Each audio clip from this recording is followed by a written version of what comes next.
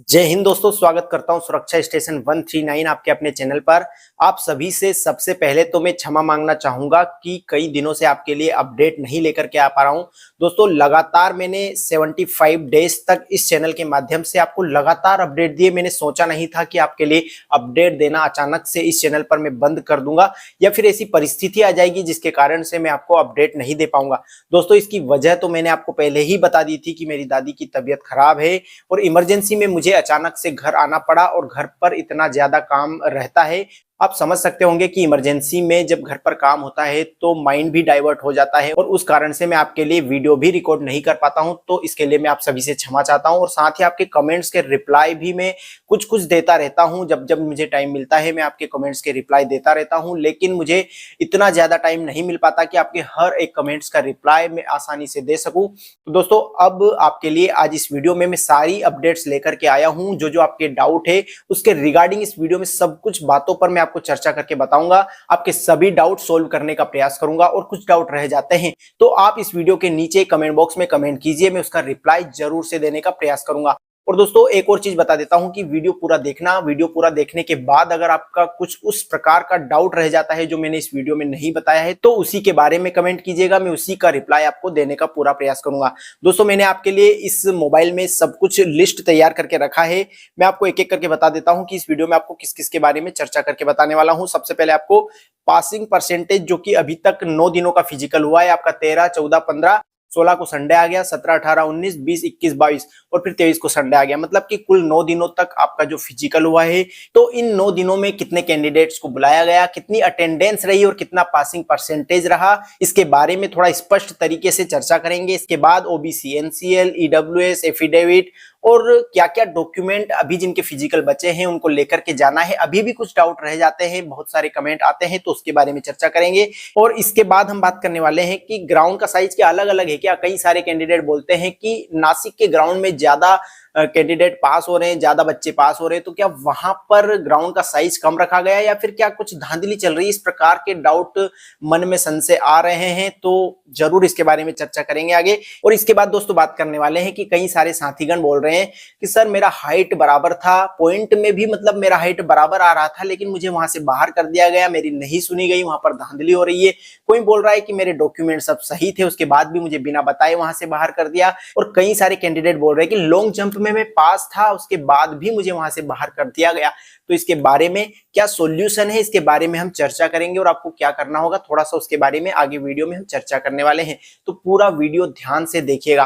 कई दिनों बाद वीडियो बना रहा हूं तो हो सकता है कि कई सारे साथीगण इस चैनल को छोड़कर चले गए क्योंकि सब्सक्राइबर्स कम हो रहे हैं। मुझे पता है कि अगर उनके लिए अपडेट नहीं लेकर के आ पा रहा हूं तो उनका भरोसा मुझसे उठ गया है, लेकिन जो भरोसा जिन्होंने अभी तक बनाए रखा है, जो आप आज इस वीडियो को देख रहे हैं या फिर आपने सब्सक्राइब नहीं किया है तो चैनल को सब्सक्राइब कर लीजिए और वीडियो को जरूर लाइक कर दीजिएगा।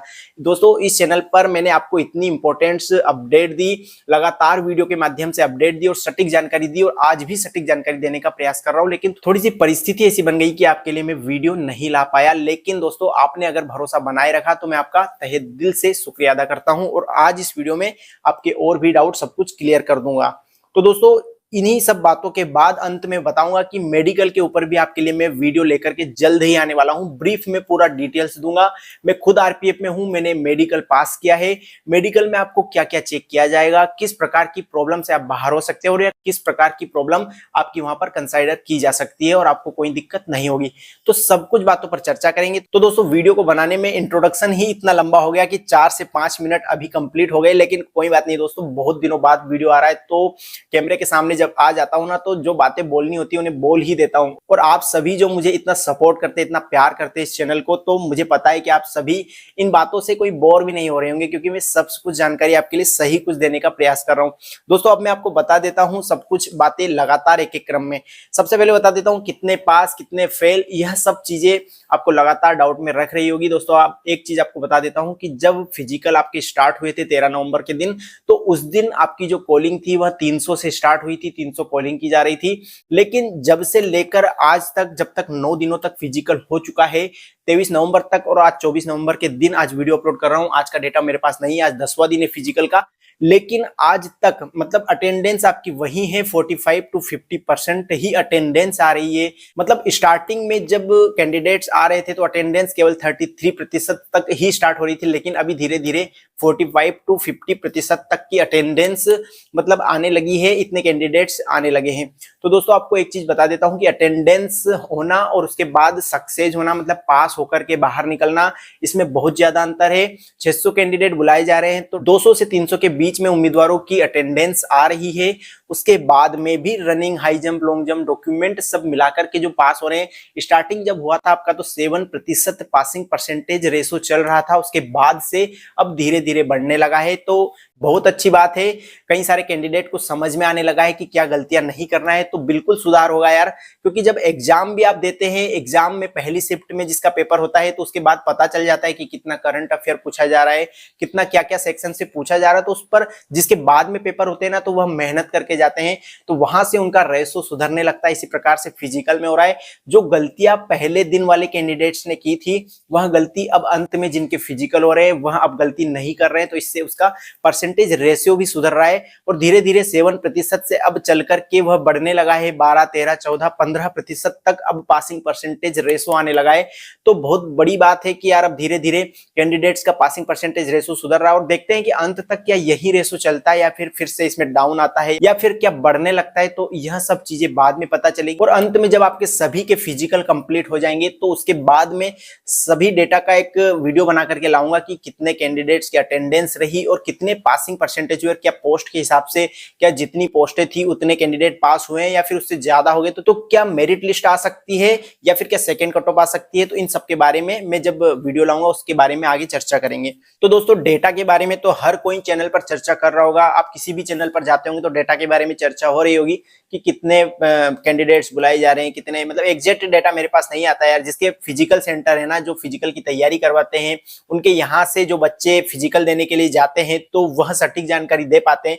लेकिन आप जानते होंगे कि मैं रेलवे सुरक्षा बल में हूँ, ड्यूटी करता हूँ, मेरे पास फिजिकल का ऐसा कोई सेंटर नहीं है और मैं उसके बारे में, मेरे साथ इतना जुड़ाव नहीं है। जो जुड़े थे उनसे मैंने जो जानकारी ली उसके ऊपर मैंने वीडियो बनाया। मौला अली हैदराबाद में मेरे एक फ्रेंड का हुआ था और वहां से, क्योंकि हमारे स्टाफ की भी वहां ड्यूटी नहीं लग रही, तो उनसे भी मैं डेटा नहीं ले पा रहा हूं। तो दोस्तों आप समझ सकते होंगे कि यार सभी कुछ डेटा आपके लिए इस चैनल के माध्यम से मैं अकेला तो मतलब नहीं कर सकता। साथ में अगर कोई लोग जुड़े होते हैं तो उनके माध्यम से आपको सही जानकारी दे पाता हूं, लेकिन नहीं है तो नहीं है यार, गलत जानकारी किसी का कॉपी करके तो नहीं दे रहा हूं। और उसके बाद आपको अब एक और चीज बता देता हूं कि ओबीसी एनसीएल के बारे में कई सारे डाउट आते हैं। कई बार वीडियो के माध्यम से भी बताया कि आपने ओबीसी एनसीएल का सर्टिफिकेट लगा दिया जो कि स्टेट का था या फिर क्रूशियल डेट के बहुत ज्यादा पुराना था या फिर क्रूशियल डेट के बाद का था, 2022-23 का था। एससी एसटी ओबीसी कैटेगरी किसी के लिए भी बात हो तो मैंने पहले भी बताया, लेकिन इस बार भी बता रहा हूं, जो भी सर्टिफिकेट है आपके पास, कोई भी डेट का है, कितना ही पुराना हो, कितना ही नया हो, सब कुछ लेकर के जाइए। आपको वहां पर बिल्कुल भी बाहर नहीं किया जाएगा, आपको समय दिया जाएगा, आपको प्रॉपर वहां पर एक सर्टिफिकेट का प्रोफार्मा दिया जाएगा। उसमें आपको गाइड किया जाएगा कि किस प्रकार से आपको तहसीलदार से, एसडीएम से या फिर लेखपाल से क्या लिखवा करके लाना है, किस प्रकार से मुहर लगवाना है।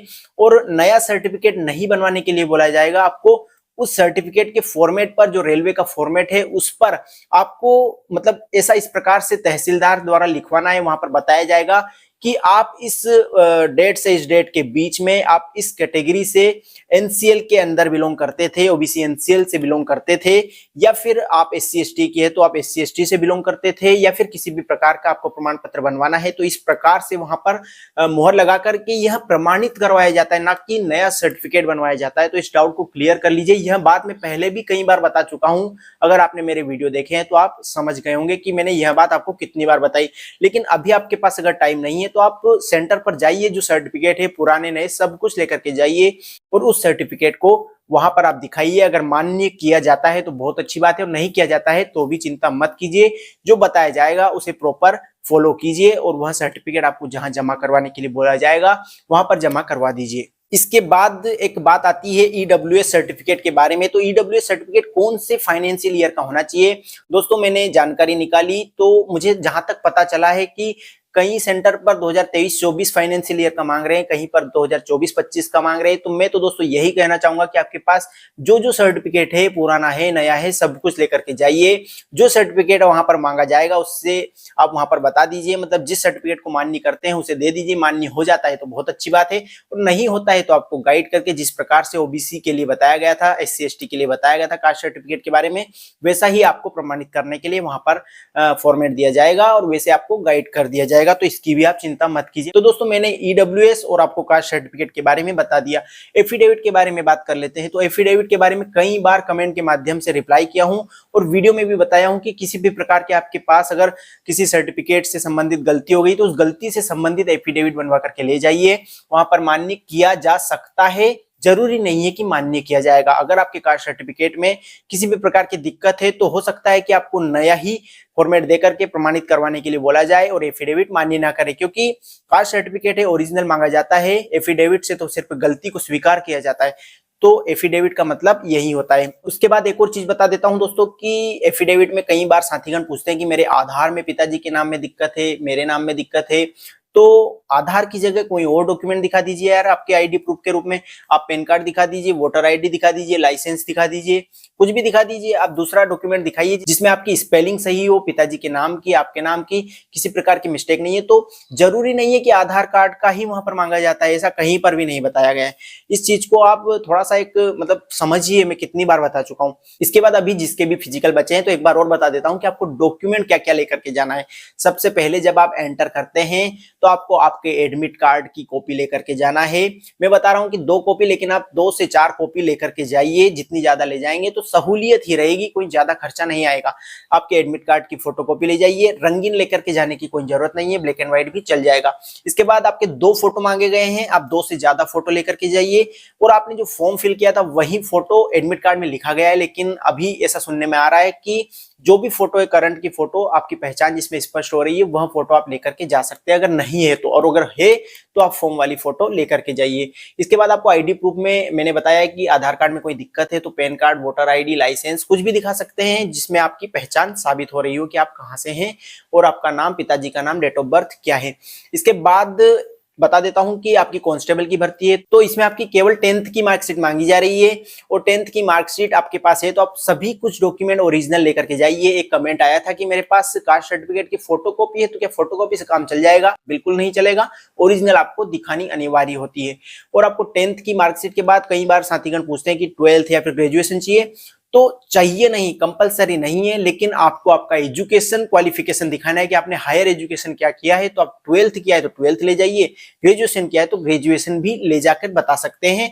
लेकिन ऐसा कंपलसरी नहीं है कि आपने अगर 10th ही किया है तो आपको ग्रेजुएशन मांगेगा या 12th मांगेगा, क्योंकि 10th बेस पर वैकेंसी निकली है तो 10th ही वहां पर कंपलसरी मांगी गई है। अगर आपने किसी रिजर्वेशन कोटे का लाभ लिया है तो आपको कास्ट सर्टिफिकेट मांगा जाएगा, जिसमें आप SC ST या फिर OBC NCL में आते हैं तो आपको दिखाना होगा।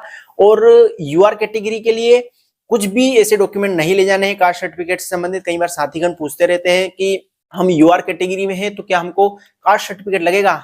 क्यों लगेगा? बिल्कुल नहीं लगेगा। और ना ही आपको EWS लगेगा, क्योंकि EWS एक अलग कोटा हो गया है आपका। अगर EWS कैटेगरी में आप अगर आ रहे हैं, आपका अगर क्राइटेरिया आ रहा है, आपकी इनकम जो पारिवारिक इनकम है वहां पर उसमें आ रही है और आपने उससे फॉर्म भरा है तो EWS लगेगा, नहीं तो UR में आपको ये सब नहीं लगने वाले हैं। EWS का सर्टिफिकेट ले जाइए अगर आपने EWS से फॉर्म भरा है तो यह सब डॉक्यूमेंट मेन हो गए। इसके बाद डोमिसाइल का एक डाउट आता है कि सर डोमिसाइल मेरा इतना पुराना है, इतना नया है, 1 साल पुराना है, 5 साल पुराना है। जो भी पुराना है सब कुछ चल जाएगा, आप लेकर के जाइए, जो भी है वो लेकर के जाइए। और अगर आपके पास डोमिसाइल नहीं भी है तो मत लेकर के जाइए और चिंता भी मत कीजिए, क्योंकि डोमिसाइल मांगा नहीं जा रहा है, इसमें नहीं मांगा जा रहा है, बिल्कुल पूछा नहीं जा रहा है। और है तो जरूर रख करके ले जाइए, यह आपके लिए एक सेफ ऑप्शन रहेगा। तो दोस्तों मैंने आपको डॉक्यूमेंट से संबंधित सभी कुछ डाउट उम्मीद करता हूं कि इसमें बता दिए हैं। अब बार बार आप कमेंट मत कीजिएगा, अगर आपने पूरा वीडियो देख लिया है तो इस वीडियो के माध्यम से सब कुछ जानकारी मैंने देने का पूरा प्रयास किया है। इसके बाद आपको बता देता हूं कि ग्राउंड अलग अलग है क्या। कई बार साथियों पूछते हैं कि नासिक का ग्राउंड सर छोटा है क्या, मतलब नासिक के ग्राउंड में इतने ज्यादा कैंडिडेट पास क्यों हो रहे हैं। तो एक चीज बता देता हूं दोस्तों कि नासिक में ज्यादातर राजस्थान या फिर जो हरियाणा है उस क्षेत्र के बच्चों को बुलाया जा रहा है, मतलब उनका सेंटर जो उस स्टेट के थे उनका ज्यादातर नासिक में गया है। तो उनका मतलब यार फिजिकल थोड़ा टाइट ही होता है। अब जब आपने कहीं पर भी देखा होगा कि हरियाणा या फिर राजस्थान के मतलब रनिंग बहुत अच्छे से क्वालिफाई कर लेते हैं। मैं ये नहीं बोल रहा हूँ कि अदर स्टेट के नहीं करते हैं, लेकिन उनका रेशो मतलब जो परसेंटेज है वो ज्यादा ही होता है, इसलिए वहां पर ज्यादा पासिंग परसेंटेज देखने को मिल रहा है। लेकिन चिंता मत कीजिए, मैंने मौला अली हैदराबाद में अपने दोस्त का फिजिकल था तो उससे पूछा, उसने बताया कि यार मैं जितना टाइम मेरा इस ग्राउंड पर आता था उतना ही मुझे मौला अली हैदराबाद में आया। कोई गड़बड़ नहीं है यार, वहां पर आपका कॉन्फिडेंस कम नहीं होना चाहिए, आपका मोटिवेशन हाई है तो आप बिल्कुल कर पाएंगे। और कुछ ऐसा फर्क उसके उसमें देखने को नहीं मिला। 5:36 उसका यहाँ पर आता था ग्राउंड पर जहां पर वो तैयारी करता था, और वहीं पर उसका 5:35 और 36 के बीच में ही वहां पर उसका जब मोलाली में दिया तो आया। तो अगर ग्राउंड अगर बड़ा छोटा रहता तो उसका तो वहां पर क्वालिफाई नहीं होना था, लेकिन हुआ ना। कॉन्फिडेंस की बात है, कॉन्फिडेंस रहेगा तो बिल्कुल हो जाएगा। और आपका एक और मेन डाउट, जो कंप्लेन कैसे करें कि यार मेरा हाइट में बाहर कर दिया, चेस्ट में बाहर कर दिया, मैं पास था उसके बाद भी बाहर कर दिया। अगर देखो दोस्तों, आप पास नहीं थे और आपको बाहर किया है तो आपका अधिकार नहीं है बोलने का, क्योंकि वहां पर वीडियोग्राफी होती है, high jump, long jump, chest, height सब में वीडियोग्राफी होती है, और किसी प्रकार की घपलेबाजी और आपको फेल करके उनको कुछ मिलने वाला नहीं है। लेकिन वीडियोग्राफी में अगर आप फेल हो रहे हैं और आपको पास कर दिया जाएगा तो उनको जरूर उन पर कार्रवाई हो सकती है, क्योंकि गलत तरीके से उनको पास करने का अधिकार नहीं है। और अगर आपको प्रॉपर लग रहा है कि आप 100% कॉन्फिडेंस में कि यार मेरे को गलत तरीके से बाहर निकाला गया, तो आप कंप्लेन कर सकते हैं। इसके बारे में एक प्रॉपर वीडियो जल्दी ही लेकर के आऊंगा, थोड़ा सा इंतजार कीजिए, मैं जल्दी ही इसके बारे में वीडियो लेकर के आऊंगा। इसके बाद लास्ट टॉपिक है जो कि मेडिकल के ऊपर, कुछ दिन का थोड़ा सा इंतजार कीजिए, मेडिकल के ऊपर ब्रीफ में वीडियो लेकर के आऊंगा, क्योंकि मैंने खुद मेडिकल पास किया है, आरपीएफ का ही किया है। किस तरीके से मेडिकल होता है प्रॉपर जानकारी उस वीडियो में दूंगा, और उस वीडियो को आप पूरा देखने के बाद बिल्कुल समझ जाएंगे कि आपको किस प्रकार से मेडिकल होने वाला है। और आपका कैटेगरी जो रहता है B1 कैटेगरी का मेडिकल होता है, इसमें एकदम A1 कैटेगरी का नहीं होता है जो कि आर्मी और इनमें मांगा जाता है, B1 होता है। तो उसका जो क्राइटेरिया है उसके बारे में स्पष्ट बताऊंगा, किस तरीके से होता है यह सब बताऊंगा। थोड़ा सा इंतजार कीजिए, सपोर्ट बनाई रखिए। और जो भी साथी इस चैनल को छोड़कर चले गए, जिनका फिजिकल कंप्लीट हो गया और उनका काम निकल गया, तो कोई बात नहीं, मैंने आपके लिए मेहनत की, आपका काम हो गया, आप पास हो गए या फेल हो गए उसमें मेरा हाथ कुछ भी नहीं था, आपकी मेहनत थी और आपका ही भरोसा था। जो आपने मतलब मेहनत की उसका आपको परिणाम मिला होगा, उम्मीद करता हूं। और आप छोड़ करके चले गए तो कोई बात नहीं। तो ठीक है दोस्तों, आप सभी जो भी चैनल से जुड़े हैं उनका प्यार इसी तरह से बना रहे, और आपके लिए बेहतरीन वीडियो और भी आगे लगातार लाता रहूंगा। उम्मीद करता हूं कि आपको यह वीडियो पसंद आया होगा, जानकारी मिली होगी, और आप सभी को इसी तरह की बेहतरीन वीडियो प्रोवाइड करवाता रहूंगा। मिलेंगे अगली जानकारी भरी वीडियो में, तब तक के लिए जय हिंद, जय भारत।